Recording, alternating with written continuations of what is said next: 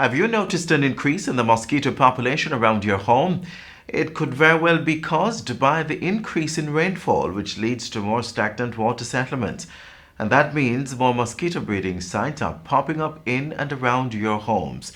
Keep on top of things. Frequently remove water from dish drainers and flower pots. Check for leaks. Discard household waste properly. And be sure to open your windows when teams from the Ministry of Health and Wellness are carrying out fogging exercises in your community. Let's all play our part to rid our communities of mosquitoes. Your Monday edition of Jamaica Magazine continues. This is the Aedes aegypti mosquito that spreads the Zika, chikungunya, and dengue viruses. Protect yourself from the bite of this mosquito. A message from the Ministry of Health.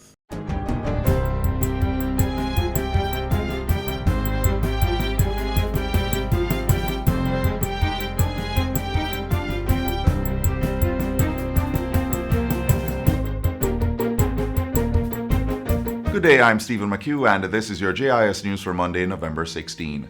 Government is finalizing an implementation plan for a COVID-19 vaccine rollout as soon as one is approved for distribution in Jamaica. Chief Medical Officer Dr. Jacqueline Bisesa McKenzie gave the update during the Ministry of Health and Wellness's most recent virtual COVID Conversations press conference. As with every vaccine, there are a lot of things to do even before the vaccine gets here that we have to sensitize the public, we have to sensitize our healthcare practitioners, and we have to look at the actual logistics of getting the vaccine out. She says its distribution will be along the lines of the influenza plan, with health workers on the front line being among the first recipients of the vaccine. PAHO's Assistant Director, Dr. Jarbas Barbosa da Silva, who joined the virtual briefing, says 11 vaccines are currently undergoing Phase 3 clinical trials, which is the final stage of the development process. He says the findings of one or more are expected to be released and published by year-end.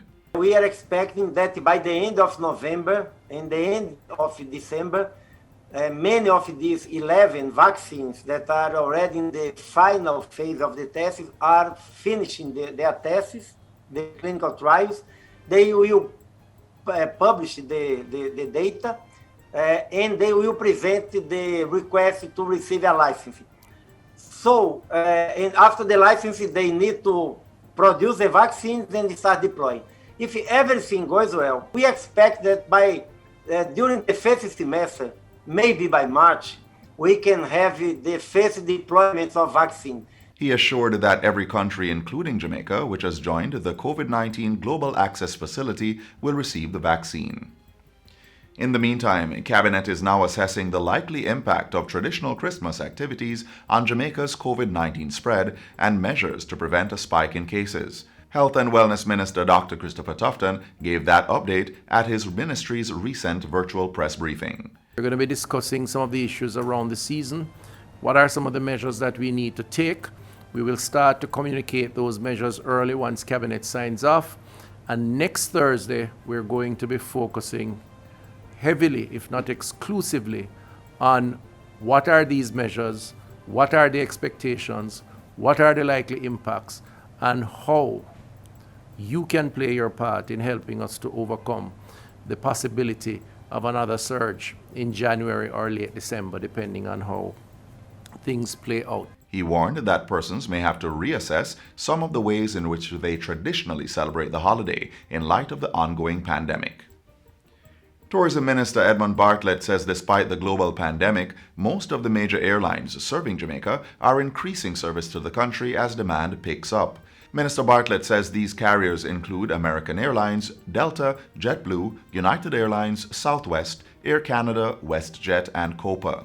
British Airways has also started twice-weekly service to Montego Bay from London Gatwick, adding to its regular London Gatwick to Kingston service. In addition, Virgin Atlantic returned to Jamaica in October, with service from Heathrow to Montego Bay twice weekly and will move to 3 days per week this winter. Mr. Bartlett provided the update during the Jamaica Product Exchange, JPEX 2020 first ever virtual event recently. Online travel agency Expedia has reported that searches for Montego Bay, Jamaica rose 15% in July, and Jamaica was among the most searched for destinations in the Caribbean. Government is again assuring residents living in communities surrounding National Heroes Park in Kingston that they will not be dislocated to facilitate construction of the new Houses of Parliament building. Minister of Local Government and Rural Development, Desmond McKenzie, gave the assurance during a virtual public consultation on the Environmental Impact Assessment, EIA, of the project. It was hosted last Thursday by the Urban Development Corporation, UDC, and Environmental Solutions Limited. The residents in the communities surrounding Era Circle should have no fear. There is no intention for any dislocation, any demolition of houses or moving out of persons to facilitate the construction of the Parliament building.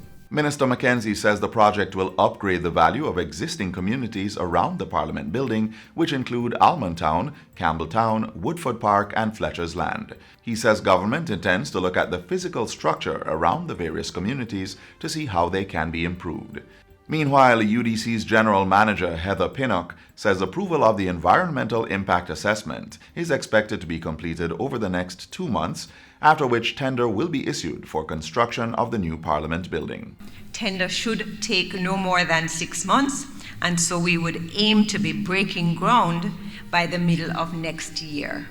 The matrimonial and probate divisions of the island's courts are now up to date with the processing of recently filed matters. Chief Justice Brian Sykes says only matters filed within the last 3 to 4 weeks are being processed at this time. Well, I'm happy to tell you that in respect of 3 divisions of the court, that is the matrimonial and probate, well, the matrimonial division, the probate division, they are current as far as estate matters and divorce petitions are concerned.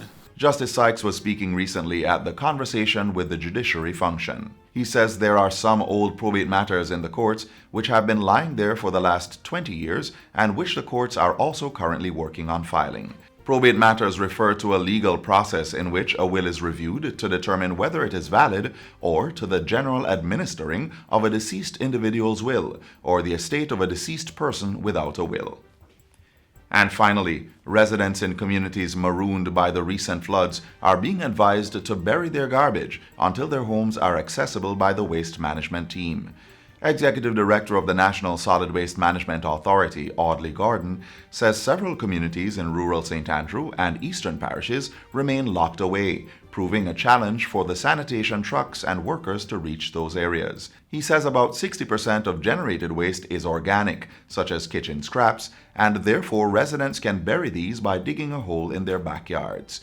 Other waste products such as plastic bottles should be bagged until collection resumes. For more information, residents are encouraged to visit nswma.gov.jm or call customer service toll-free at 1-888-CLEAN-JA, that's 1-888-253-2652 or 876-448-3220. And that's it for JIS News Today. I'm Stephen McHugh. Thanks for watching.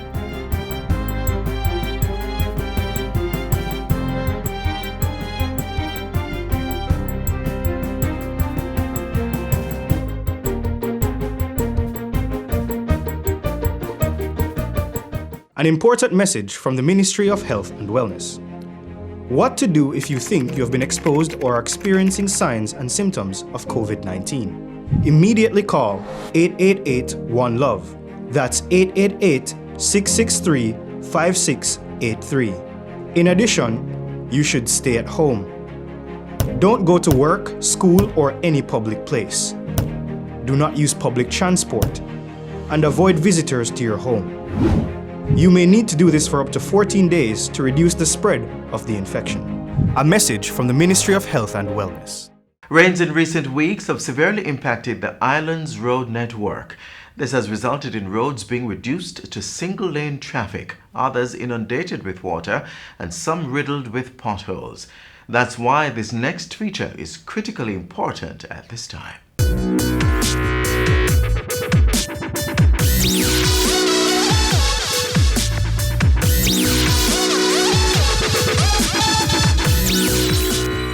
Pedestrians, it is only safe to cross this designated part of the road if you follow the road rules. Never attempt to cross before the indication is given, and do not try to beat the oncoming traffic which has the green light. You have overhead bridges, and overhead bridges are safe areas that are provided for pedestrians to cross. What we are seeing are pedestrians dashing across dual carriageways and then leaping over concrete medians. That is a no-no. We have had persons who have lost their lives doing that.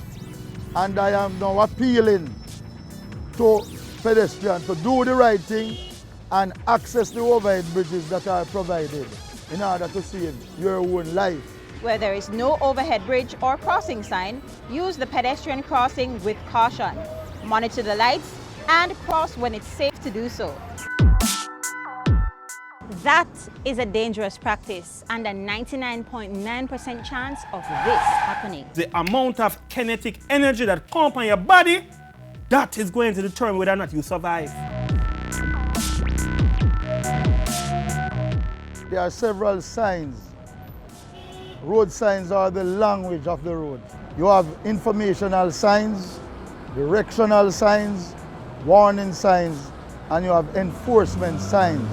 Enforcement signs are erected upright or those that are drawn on the road surface. For example, you have stop sign, one-way sign, and it points in the direction where the one-way is. No U-turn, no parking, no right turn, no entry, a number of signs.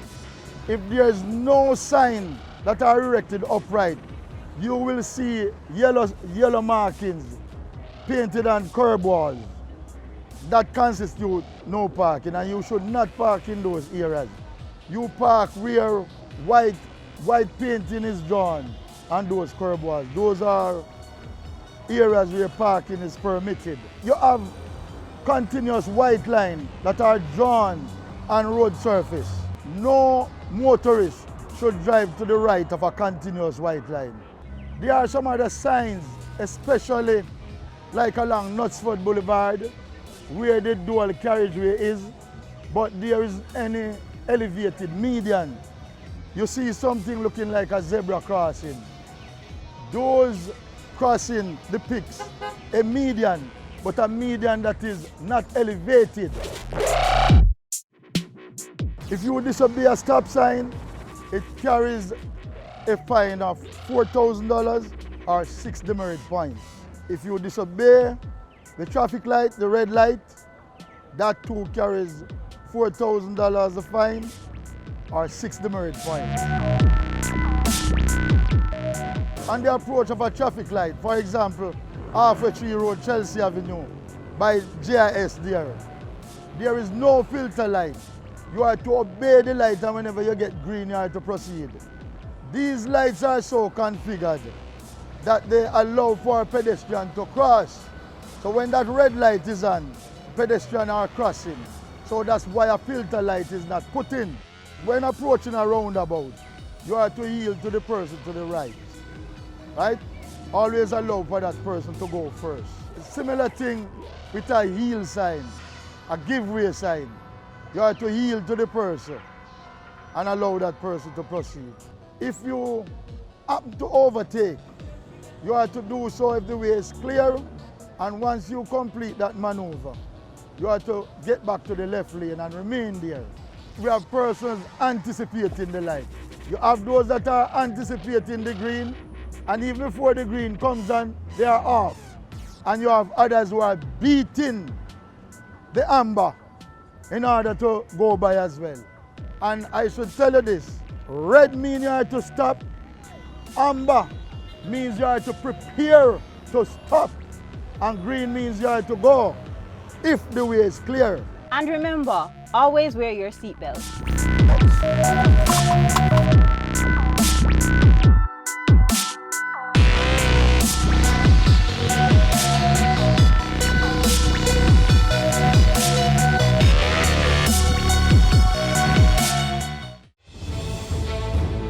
Water is precious. So we encourage everyone to practice the 4 R's of water conservation. Always remember to reduce your use of water wherever possible. Replace water wasting devices with water savings devices. Reuse water wherever possible. And wherever leaks are found, please repair them and repair them quickly.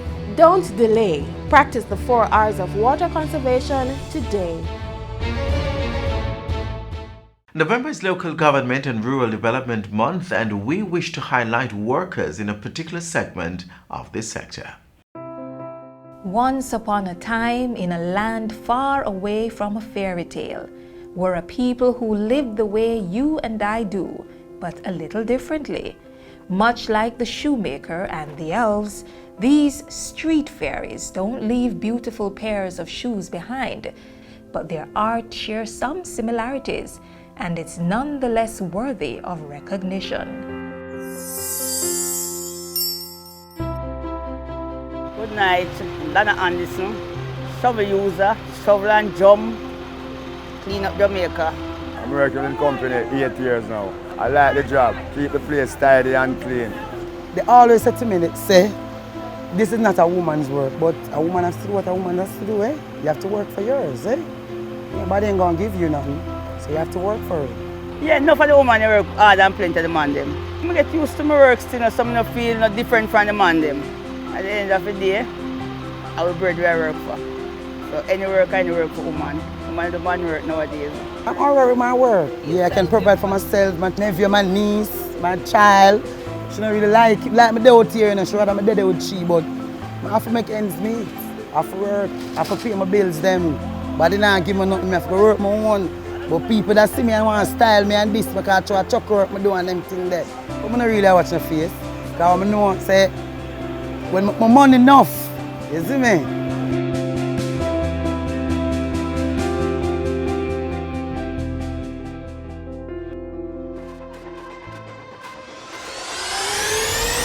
I want to burn fire upon this whole foolishness that people talk from time to time about. If they don't litter, people don't get work. Yeah, that's what them say some my time. But them can do better still. Plenty of them can do better still.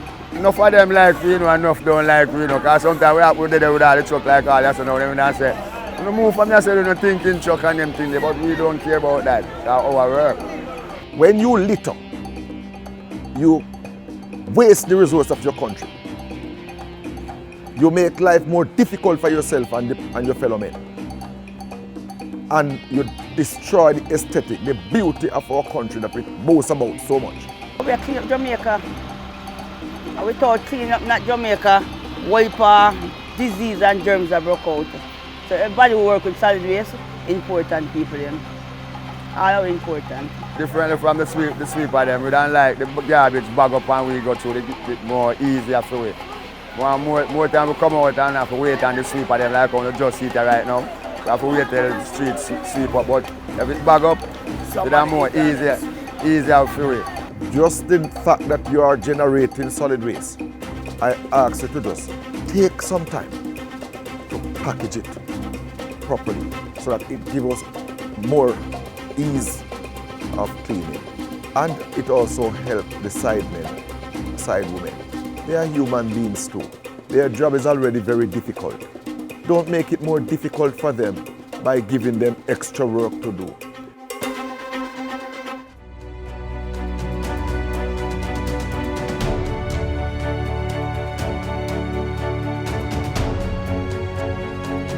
It is very tough on them. The job is difficult. You know, it's not just about lifting things put in a truck, but some of the things they encounter out here. Bags with human feces. It's common occurrence, especially in the market district. The smell of urine is everywhere and it's in the solid waste that they're picking up. All sort of meat cuttings, fish bone, fish back, fish gut. Just about anything that people don't want. And they have to pick it up. They have to face it. A certain time at the night, when we reach certain hours at the night, like 3:30, 4 o'clock, gunman can all strike and we have to run left the garbage some of the time and all them things then. and come back around and take it up same because we cannot leave it.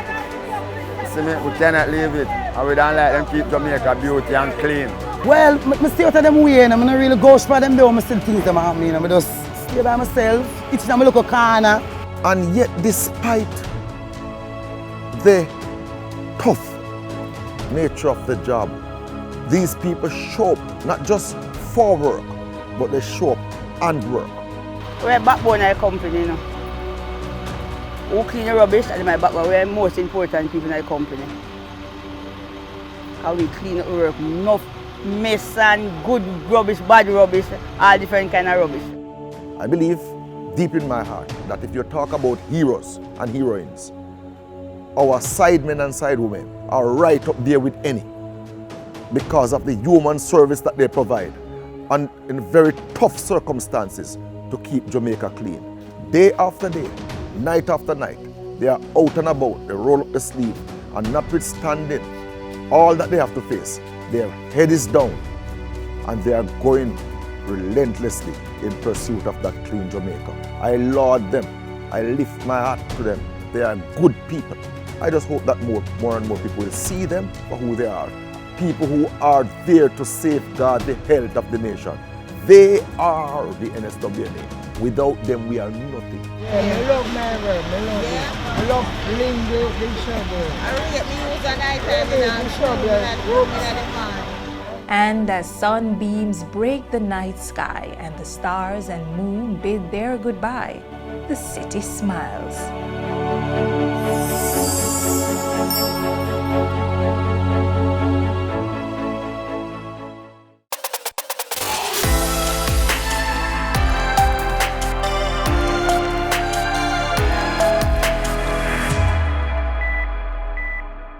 Up next, ways you can reduce your risk of heart-related illnesses this Heart Month.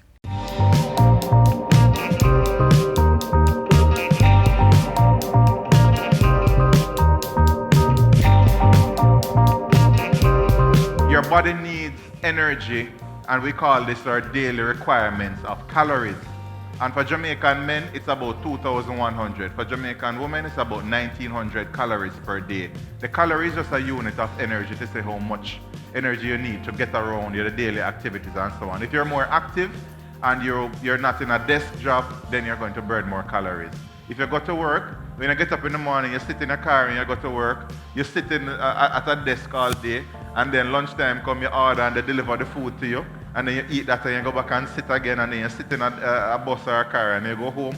So you're sitting all day, you're not doing much, versus somebody who's on the road and they're walking around or they're standing all day like the teachers and nurses and so on.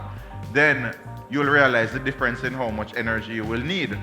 And so if you are more active, you should be eating a little bit more. But the problem is that everybody is eating as if they're working in sugarcane fields, chopping cane all day. And this is the problem. So we consume more calories than we are burning off. And every day if we keep on consuming calories, you need 3,500 calories to make 1 pound of fat. One soda, if you look on the serving size for these things, these juices and so on, you'll think that, oh, it's just 110 calories. But how many servings come in that container? About 3 or 2.5. So you can easily drink 300 calories like that. And if you do that 5 times for the day, that's 1,500 calories. You almost don't need to eat anything else for the rest of the day. So the excess calories come in the body, and then the body begins to store them as fat.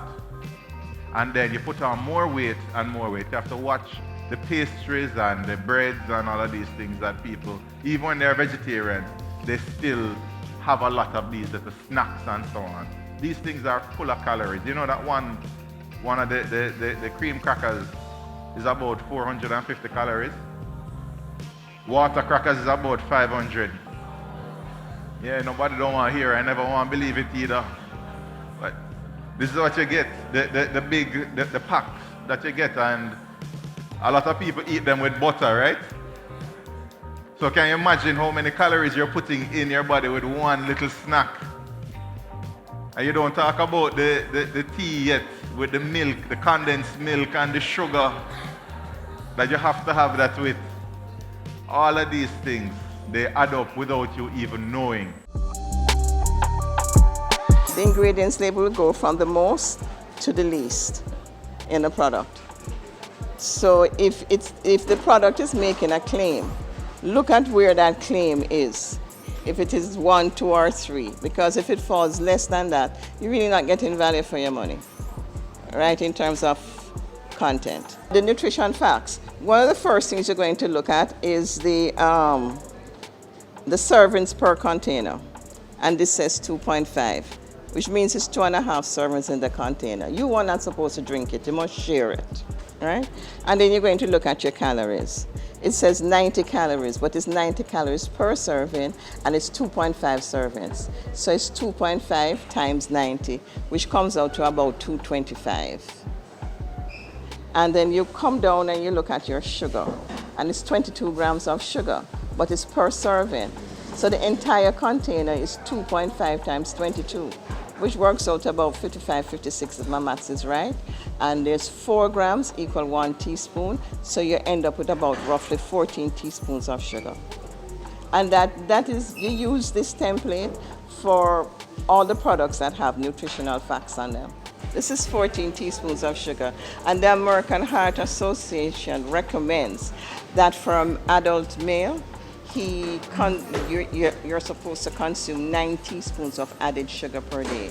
For an adult female, it is 6 teaspoons of added sugar per day.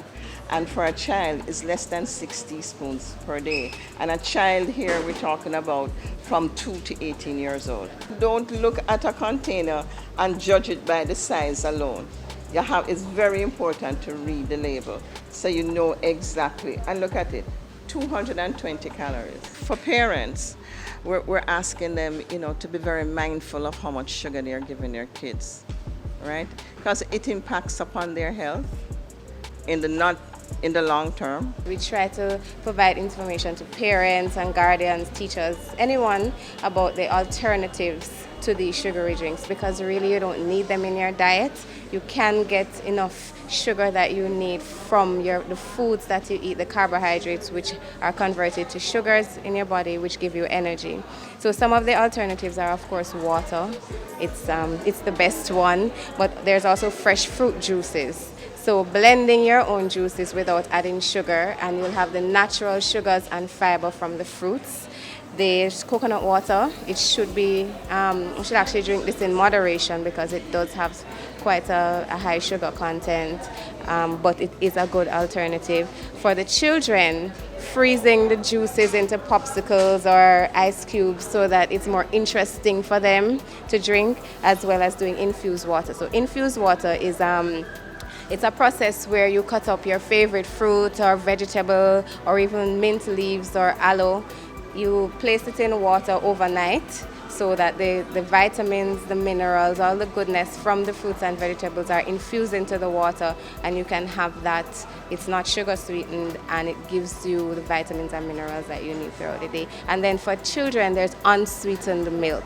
So not flavored milks like the chocolate milks, but unsweetened milk doesn't have a high sugar content, and it also will give the children the calcium that they need for their growing bodies as well.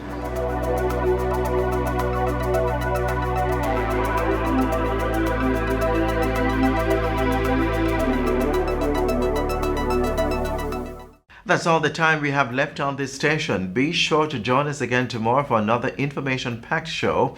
We are available at your leisure online. There's our website, jis.gov.jm, our YouTube channel, and our pages on all the major social media platforms. You may also download our mobile app that's smartphone compatible. On behalf of the entire team here at the JIS, I'm Adrian Atkinson. Thanks for watching.